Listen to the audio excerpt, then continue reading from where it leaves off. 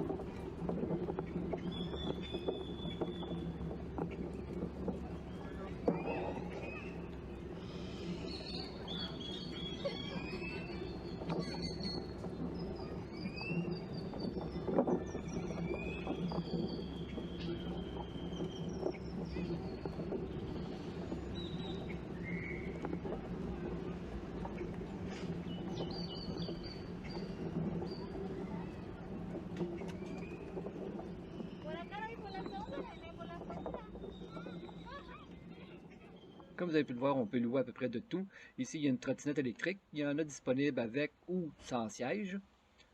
Ici, il y a un vélo 4 roues où on peut voir que l'homme ne tient pas le guidon. Et la femme, c'est la femme qui tient le guidon avec quelques doigts en regardant à l'arrière de la fillette. On peut voir qu'on n'a pas besoin d'être un pro ici. Il n'y en a pas de problème. N'importe qui peut conduire un vélo et il n'y en a pas de problème. Un vélo tandem, un pour petite fille, un pour petit gars, et puis il y a même un petit tricycle pour les très très jeunes enfants. Ici, on peut voir que la femme, avec sa main droite, va aller flatter son chien qui est à l'arrière du vélo dans le panier. Ici aussi, c'est un petit peu désorganisé, mais il n'y en a pas de problème.